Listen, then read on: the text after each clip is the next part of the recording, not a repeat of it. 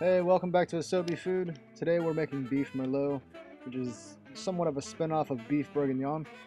While this is a solid recipe for sure, the techniques for braising, stock reduction here can apply to hundreds of soups and stews. You can definitely substitute the proteins and veggies and liquids with your favorites and create something totally new. Alright, let's get started. We have one coarsely chopped onion, 2 ribs of celery and 2 to 3 carrots chopped, 2 tablespoons of flour, 2 cloves of garlic minced, a small bunch of thyme, and 1 bay leaf, and 2.5 pounds of top round cut into 2-inch cubes. I prefer chuck roast, but I couldn't find it, and we definitely are looking for something with a lot of connective tissue because this is going to be a long braise and it will break down the meat and make for a super and tender end product. For the start of the show, we have 1 bottle of drinkable Merlot that will mix with beef stock to create a rich sauce.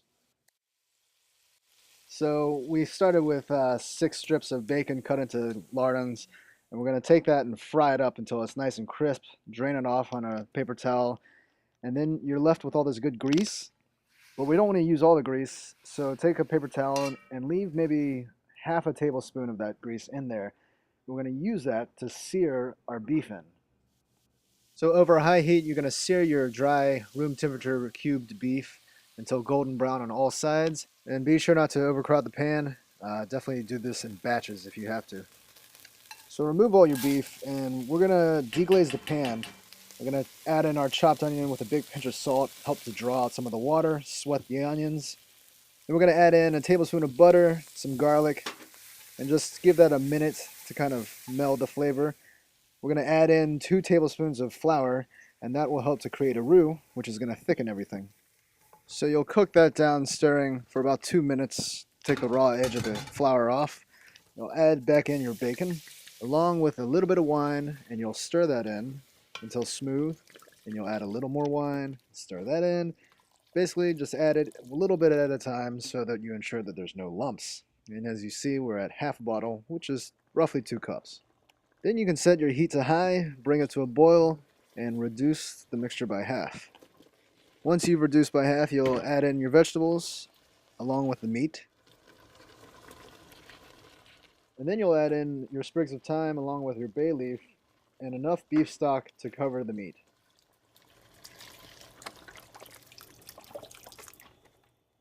Alright, so set your heat to high, and as your mixture comes to a boil, you're going to skim off all the fat and impurities that float to the top.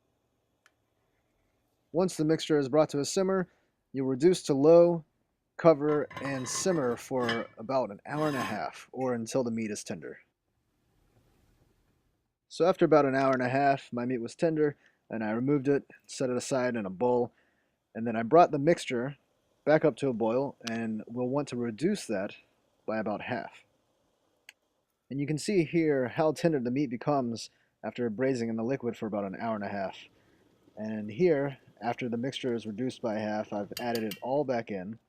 And you can see the consistency is very nice, very rich, and it's super delicious. All the flavors have intensified.